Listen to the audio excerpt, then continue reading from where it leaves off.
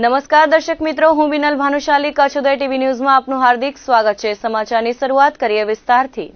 પશ્ચિમ કચ્છમાં અપમૃત્યુના બનાવોમાં 5 લોકોના મોત થયા છે। આ બાબતે ભુજ એ ડિવિઝનમાંથી મળતી વિગતો મુજબ હમીરસર તળાવમાંથી યુવાનની લાશ મળી આવી હતી। પોલીસે ઓળખ માટેના ચક્રો ગતિમાન કર્યા હતા, જેમાં ભુજિયા રિંગ રોડ નીચે મેલડી માના મંદિર પાસે રહેતા 25 વર્ષીય સમીર શકુર સમેજાનો દેહ હોવાનું સામે આવ્યું હતું। યુવાનનું તળાવમાં ડૂબી જતા મોત થતા અરેરાટી ફેલાઈ હતી, તો તળાવ પાસે એક અજાણ્યો પુરુષ બેભાન હાલતમાં મળી આવ્યો હતો, જેને જીકેમાં લઈ જતા મોત થયું હતું। પોલીસે ઓળખ કરાવતા સંજયનગરમાં રહેતા સુલેમાન અલી મામદ મંસૂરી હોવાનું જાણવા મળ્યું હતું। બીમારીના કારણોસર મોત થયાનું સામે આવ્યું છે। આ તરફ ભુજમાં સંજયનગરી ખાતે આવેલા ગણેશ કાંટા નજીક રહેતા 20 વર્ષીય જીવણ સોલંકીએ કોઈ અગમ્ય કારણોસર પોતાના ઘરે એસિડ પી લેતા સારવાર માટે પ્રથમ જીકે હોસ્પિટલમાં ખસેડાયા હતા અને ત્યારબાદ વધુ સારવાર માટે અમદાવાદ સિવિલમાં રિફર કરાયા હતા, જેથી બી ડિવિઝન પોલીસે અકસ્માત મોતનો ગુનો નોંધી તપાસ હાથ ધરી છે। ભુજ ખાવડા નેશનલ હાઈવે એક અકસ્માત સર્જાયો હતો। આ બાબતે જીકે જનરલ હોસ્પિટલ ચોકીએથી મળતી વિગતો મુજબ લોરિયાથી નોખાણીયા વચ્ચે બનાવ બન્યો હતો। જુરા ગામમાં રહેતા 22 વર્ષીય ફૈઝલ સુમરા બાઇક લઈને જતા હતા, ત્યારે રસ્તામાં કૂતરું આવી જતા તેને બચાવવા જતા બાઇક સ્લીપ થઈ હતી, જેને ઈજાઓ થતા સારવાર માટે જીકે જનરલમાં ખસેડાયો હતો, જ્યાં સારવાર દરમિયાન આ યુવાનનું મોત થયું હતું। આ બાબતે માધાપર પોલીસે આગળની કાર્યવાહી હાથ ધરી છે। ભચાઉ તાલુકાના ચિરઈ પાસે પેટ્રોલ પંપમાંથી બહાર નીકળતા અજાણ્યા વાહને ઉડાવતા આધેડનું મોત થયું હતું। આ બાબતે ભચાઉ પોલીસમાંથી મળતી વિગતો મુજબ નાની ચિરઈમાં રહેતા સમીર પઠાણે જણાવ્યું કે તેમના પિતા અબ્દુલ બાઇક લઈને ગાંધીધામ ભચાઉ હાઈવે રોડ પર પસાર થતા હતા, ત્યારે કોઈ અજાણ્યા વાહન ચાલકે પૂર ઝડપે આવી બાઇકને અડફેટે લીધો હતો, જેમાં ગંભીર ઇજાઓ થવાના કારણે સારવાર દરમિયાન મોત થયું હતું, જેથી ભચાઉ પોલીસમાં ફરિયાદ થઈ છે। ભુજથી ખાવડા રોડ પર અવારનવાર અકસ્માતના બનાવો બનતા હોય છે, ત્યારે મંગળવારે બપોર બાદ રુદ્રમાતા નજીક સુદામા વાવ પાસે કાર અને બોલેરો વચ્ચે ગમખ્વાર અકસ્માત સર્જાયો હતો। મળતી વિગતો મુજબ કિયા કાર પરથી 2 વ્યક્તિઓ સુમરાસર તરફ જઈ રહ્યા હતા, ત્યારે સામેથી આવતી બોલેરો યુટિલિટી સાથે ટક્કર થઈ હતી। કારમાં સવાર રવાભાઈને ગંભીર ઈજા પહોંચતા મૃત્યુ થયું હોવાનું જાણવા મળ્યું હતું, જ્યારે અન્ય એકને ઈજા પહોંચતા સારવાર માટે જીકે જનરલ હોસ્પિટલમાં ખસેડાયા હતા। પૂર્વ કચ્છમાં હાઈવે પરથી પસાર થતા ભારે વાહનોના ડ્રાઈવરોની ફોડી લઈને ચોરી કરવામાં આવતી હોય છે। અગાઉ એલસીબીએ લોખંડના સળિયા ચોરી અને તેલ ચોરીની પ્રવૃત્તિ ઝડપી પાડી છે। તેવામાં સામખિયાળી વિસ્તારમાંથી ફરી એકવાર તેલ ચોરીની પ્રવૃત્તિ ઝડપાઈ હતી। એલસીબી પીઆઈના માર્ગદર્શનમાં ટીમ પેટ્રોલિંગમાં હતી, ત્યારે જગરાએ ટ્રેડિંગ કંપનીના વાડામાં ગોડાઉન બનાવેલ હતો, જેના માલિક મોમાયા બાળા તેમજ ભચાઉના મહિપાલસિંહ જાડેજા હાઈવે પરથી પસાર થતા ખાદ્ય તેલ ભરેલા ટેન્કરોના ડ્રાઈવરોને ફોડી લઈને અલગ અલગ તેલની ચોરી કરી ગોડાઉનમાં મુદ્દામાલ રાખ્યો હતો। ગોડાઉનમાંથી 640 લીટર સોયાબીન તેલ તેમજ 640 લીટર રિફાઇન પામોલિન તેલ કબજે કરવામાં આવ્યું હતું। અન્ય સાધન સામગ્રી મળી કુલ 3,95,750 નો મુદ્દામાલ કબજે કરવામાં આવ્યો હતો। કચ્છમાં કોલસાનો કારોબાર ધમધમી રહ્યો છે। ગેરકાયદે રીતે કોલસા ઉત્પાદનથી માંડી વેચાણની પ્રવૃત્તિમાં જંગલ ખાતાના અધિકારીઓ પણ સંડોવાયેલા હોવાનો ગંભીર આક્ષેપ કરાયો છે। પૈયા પંથક સહિત બન્ની પશ્ચિમ સહિત કોલસાનો ગેરકાયદેસર વેપલો ચાલતો હોવાનો આક્ષેપ કરવામાં આવ્યો છે। કચ્છમાં એસીબી સહિત વન વિભાગના વરિષ્ઠ અધિકારી હોવા છતાંય આ કૌભાંડ ફૂલ્યો ફાલ્યો છે। આ કૌભાંડ ઉપર અંકુશ લાવવા માંગ કરવામાં આવી છે। રજૂઆતમાં જણાવ્યું છે કે વન વિભાગની મીઠી નજર હેઠળ દાઉદ, અનવર અને અબ્દુલ ગેરકાયદે કોલસાનો કારોબાર ચલાવી રહ્યા છે। જંગલ ખાતા દ્વારા કોલસાની એક બોરી દીઠ 30 રૂપિયા ઉઘરાવવામાં આવે છે। કોલસાનો ધંધો કરનારા જાડી કટિંગ કરે તેને ચોપડે 7-12 અલગ બતાવાય છે, જ્યારે વાસ્તવિકમાં અલગ જગ્યાએથી કટિંગ કરાય છે। વન વિભાગને જાણ હોવા છતાંય કાર્યવાહી કરવામાં આવતી નથી। કેટલાક અધિકારીઓ વેપારીઓ સાથે મળી કોઈ પણ જાતની જાહેરાત કે ટેન્ડર પ્રસિદ્ધ કર્યા વિના મનપસંદ મળતિયા લોકોને કામ સોંપી દે છે। સરકારી નિયમોનું પાલન થતું ન હોવાથી સરકારી તિજોરી ખાલીખમ રહે છે। કોલસાની કારીગરી ગામથી 1.5 કિલોમીટર દૂર કરી શકાય, પરંતુ પૈયા ગામમાં તળાવની પાસે કામગીરી થઈ રહી છે, જેથી પશુઓને પાણી પીવામાં તકલીફ થાય છે। ગામના લોકો સમજાવવા જાય તો ધમકી અપાય છે, ત્યારે વન વિભાગ અને એસીબી તંત્ર આ બાબતે તપાસ કરાવે તો કેટલાક કૌભાંડ બહાર આવે તેમ છે। પૂર્વ કચ્છમાં ગેરકાયદે રીતે સરકારી ખાતરની હેરાફેરી થાય છે. સરકાર દ્વારા ખેડૂતોને નીમ કોટેડ યુરિયા સબસિડી સાથે આપવામાં આવે છે, જેથી પાકમાં સારી ઉપજ આવે, પરંતુ કેટલાક ખાતર માફિયાઓ ખેડૂતોને હકનું ખાતર બારોબાર સગેવગે કરી પૂર્વ કચ્છની પ્લાય કંપનીઓમાં સપ્લાય કરતા હોય છે. અગાઉ પણ અનેક મામલાઓ સામે આવ્યા છે. તેવામાં 4.5 મહિના અગાઉ અંજાર જીઆઈડીસીમાંથી એલસીબીએ આધાર પુરાવા વગરનું ખાતર કબજે કર્યું હતું, જે એફએસએલ તપાસમાં સરકારી હોવાનું પુરવાર થયા બાદ ગુનો દાખલ કરાયો છે, જેમાં આરોપીઓની ધરપકડ પણ થઈ ગઈ હોવાનું અને જામીન પર છૂટી ગયાનું જાણવા મળ્યું છે. ગત 17 ઓક્ટોબરના ગાંધીધામ એલસીબીએ અંજારમાં જીઆઈડીસી ખાતે આવેલ લક્ષ્મી પોલિમર્સ ફેક્ટરીમાં દરોડો પાડ્યો હતો, જેમાં નીમ કોટેડ યુરિયાની 264 બોરી પકડાઈ હતી. વાહનમાં શંકાસ્પદ યુરિયા ખાતર હોવાની બાતમીના આધારે દરોડો પાડ્યો હતો.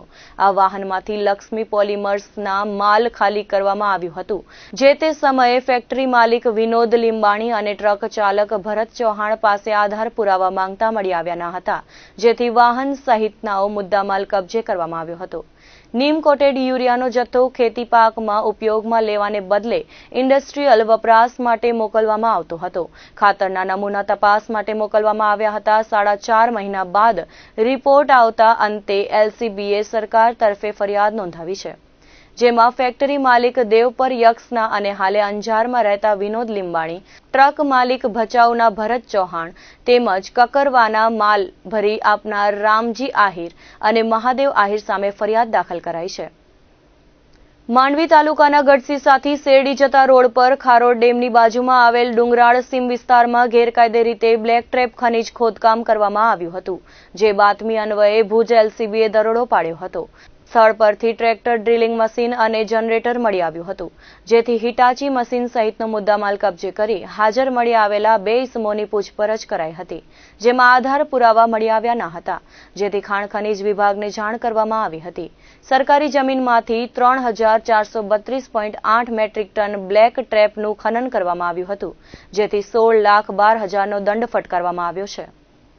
અંજારથી ભુજ તરફ જતા રોડ પર સાપેડા નજીક ભારે ટ્રાફિક જામ સર્જાયો હતો. ડાયવર્ઝન પર જ એક મહાકાય વ્હીકલમાં ડીઝલ ખૂટી જતા વાહન રોડ વચ્ચે બંધ પડી ગયો હતો, જેના કારણે રોડની બંને તરફ 2-3 કિલોમીટર સુધી વાહનોના થપ્પા લાગી ગયા હતા. ડેઇલી અવરજવર કરવા ઉપરાંતના વાહનો વાડી વિસ્તારોમાંથી ફરીને અંજાર ભુજ તરફ જવા મજબૂર બન્યા હતા. આ ટ્રાફિક જામમાં બોર્ડના પરીક્ષાર્થીઓ પણ ફસાયા હતા. અંજારના ભીમસરથી કુકમા સુધી કરોડોના ખર્ચે બની રહેલા રોડના કામ રાખનાર ઠેકેદાર પાર્ટી અનેક વખત વિવાદમાં આવતી જ રહી છે. તેમાં પણ નિયમ અનુસાર ડાયવર્ઝન તેણે જે કાઢવાના હોય તે પણ કાઢ્યા ન હોવાનો મુદ્દો સતત ઉઠતો રહ્યો છે. આ દરમિયાન જ અંજારથી ભુજ તરફ જતા સાપેડા નજીક સાંકડા ડાયવર્ઝનના કારણે 3 થી 4 કિલોમીટર લાંબો ટ્રાફિક જામ સર્જાયો હતો, જેના કારણે અનેક વાહન ચાલકોને કલાકો સુધી મુશ્કેલીનો સામનો કરવો પડ્યો હતો. 5મી માર્ચના બુધવારના નગરપાલિકાના પ્રમુખ અને ઉપપ્રમુખની ચૂંટણી યોજાવાની છે. કચ્છમાં રાપર ભચાઉ નગરપાલિકાની ચૂંટણી પૂર્ણ થઈ છે, ત્યારે 5મી માર્ચના પાલિકામાં પ્રમુખ ઉપપ્રમુખની ચૂંટણી યોજાનાર છે, જેને લઈને સ્થાનિક રાજકારણમાં ચહલપહલ મચી ગઈ છે. જોકે બંને નગરપાલિકા પર હાલમાં ભાજપની બહુમતી દેખાય છે, એટલે ભાજપ જેને મેન્ડેટ આપશે એ જ પ્રમુખ બનશે. પરંતુ આ મેન્ડેટ લેવા માટે પ્રમુખ, ઉપપ્રમુખ, કારોબારી ચેરમેન, દંડક, સત્તા પક્ષના નેતા બનવા માટે ઈચ્છા ધરાવતા સદસ્યો પોતાની વગ લગાવી રહ્યા છે. રાપર ભચાઉ પાલિકાની સામાન્ય ચૂંટણી યોજાઈ હતી, જેમાં ભચાઉમાં તમામ બેઠકો પર ભાજપ અને રાપરમાં 21 બેઠક પર ભાજપને મળી હતી, જ્યારે 7 બેઠકો કોંગ્રેસને મળી છે. ભચાઉ, રાપરમાં પણ ભાજપની બહુમતી થઈ ગઈ છે, એટલે હવે બંને પાલિકામાં ભાજપનો ભગવો લહેરાશે. નગરપાલિકાના સભાખંડ નગરપાલિકાની સામાન્ય સભા બુધવારના રાખવામાં આવી છે. દરમિયાન ઉમેદવારી ફોર્મ રજૂ કરવામાં આવશે. એ જ દિવસે ઉમેદવારી ફોર્મ ચકાસણી કરવાનો છે. ઉમેદવારી ફોર્મ પરત ખેંચી શકશે. પ્રમુખ, ઉપપ્રમુખના હોદ્દાની ચૂંટણી અંગેની કાર્યવાહી કરવામાં આવશે. ભાજપ દ્વારા પ્રમુખ પદ માટે કયા ઉમેદવાર ઉપર કળશ ઢોળે છે તે પ્રમુખ ચૂંટણીના દિવસે જાણી શકાશે. ભાજપમાંથી ચૂંટાયેલા મોટાભાગના સભ્યોને પ્રમુખ અને કારોબારી ચેરમેન બનવામાં વધુ રસ દાખવી રહ્યા છે. આ હોદ્દા લેવા માટે અમુક ચૂંટાયેલા સભ્યોએ પોતાના રાજકીય સંબંધો આગળ કરીને પ્રદેશ ભાજપ કાર્યાલયના ઉચ્ચ નેતાઓને મળીને ભલામણ કરાઈ છે. ભાજપ દ્વારા ખેડા જિલ્લામાં તમામ પાલિકાઓમાં ભગવો લહેરાવે કરાવ્યા બાદ પ્રમુખ ઉપપ્રમુખની ચૂંટણીમાં પણ જેને મેન્ડેટ આપશે તેના નામ પર પસંદગીની મહોર વાગશે અથવા તો સર્વસંમતિથી સ્વીકારવામાં આવશે, કારણ કે નગરપાલિકાઓમાં ભાજપને સ્પષ્ટ બહુમતી હોવાથી બળવો કે વિરોધ થવાની શક્યતા નહિવત છે.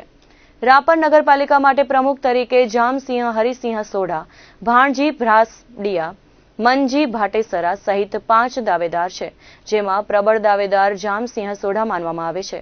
જો કે મેન્ડેટ કોના નામનું આવે છે તે બુધવારે જ સામે આવશે. ખાવડાના કુરન ગામના પ્રાથમિક શાળામાં 85 બટાલિયન બીએસએફ દ્વારા સિવિક એક્શન પ્રોગ્રામ યોજાયો હતો. બીએસએફ દ્વારા સિવિક એક્શન પ્રોગ્રામ અંતર્ગત જરૂરી સાધન સામગ્રીઓનું વિતરણ કરવામાં આવ્યું હતું. કુરન ગામની પ્રાથમિક શાળામાં વિદ્યાર્થી માટે ખૂટતી કડી 85 બીએન બીએસએફ દ્વારા પૂર્ણ કરાઈ હતી. ફર્નિચર, રમતગમતના સાધનો, સ્ટેશનરી અને પુસ્તકો સહિત 1,60,000ની રકમના સાધનો શાળાના આચાર્ય રામગર ગુસાઈને સુપ્રત કરાયા હતા. બીએસએફ દ્વારા સરહદી ગામોના દર્દીઓનું આરોગ્ય તપાસી મફત દવાઓ પણ આપવામાં આવી હતી. જવાનોનું સરહદી વસ્તી સાથે ગાઢ સંબંધો સ્થાપિત કરવા અને તેમની સામાજિક સ્થિતિ સુધારવાનો છે. બીએસએફ જવાનો દ્વારા સીમા સુરક્ષાની સાથે સામાજિક કાર્ય કરવામાં આવ્યું હતું. કાર્યક્રમમાં ડીઆઈજી સેક્ટર બીએસએફ ભુજના અનંતસિંઘ અને 85 બટાલિયન બીએસએફના કમાન્ડન્ટ મનીષ રંજન ઉપસ્થિત રહ્યા હતા. કાર્યક્રમમાં સામાજિક આગેવાનો, શાળાના 300 બાળકો અને 200 ગ્રામજનોએ ઉત્સાહભેર ભાગ લીધો હતો.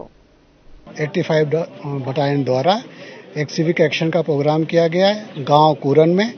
यहाँ पर हमने शाला में प्रधानाचार्य से बातचीत की थी. उन्होंने जो भी डिमांड दी अपनी लाइब्रेरी के लिए, अपने क्लासरूम्स के लिए, तो इसमें मुख्य रूप से बेंच, उसके बाद किताबें, स्पोर्ट्स का सामान, एक पब्लिक एड्रेस सिस्टम का म्यूजिक सिस्टम, स्पोर्ट्स में इंडोर स्पोर्ट्स के लिए कैरम बोर्ड इत्यादि, फिर क्रिकेट का किट, और चूँकि यहाँ बच्चियाँ हैं तो कुछ सैनिटेशन का सामान. तो कुल जो ग्रांट मिलती है केंद्रीय सरकार द्वारा हर वर्ष 1,60,000 रुपए की इस साल की ग्रांट थी यूनिट के पास. उसमें सारा एक ही सी स्कूल के लिए उन्होंने आयोजन किया है. साथ ही इस सिविक एक्शन के आयोजन के साथ ही एक मेडिकल कैंप जिसमें भी अपनी वाहिनी के द्वारा और गांधी धाम के सरकारी अस्पताल द्वारा कुछ दवाइयाँ प्रदान की गई हैं और मेडिकल ऑफिसर भी इस कैंप में आए हुए हैं. तो जो भी लोग यहाँ के बीमार हैं उनके इलाज की और उनकी चिकित्सा के लिए जो उनको सलाह देंगे या दवाइयाँ जो उपलब्ध हैं वो भी दी जाएंगी. तो ये सिविक एक्शन इसी उद्देश्य से कि गांव के साथ हमारा सहयोग बना रहे.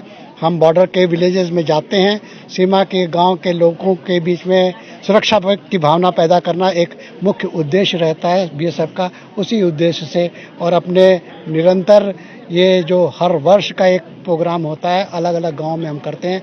इस वर्ष ये कुरन गांव में इस शाला में प्रधानाचार्य जी की द्वारा संपर्क करके जो हमसे निवेदन किया गया था, इसमें लोकोपयोगी सुविधाएं, बच्चों के लिए पंचतंत्र, हितोपदेश, इस तरह की ज्ञानवर्धक लाइब्रेरी के लिए सामान है, क्लासरूम के लिए सामान है, खेल का सामान है और मेडिकल कैंप भी साथ में है.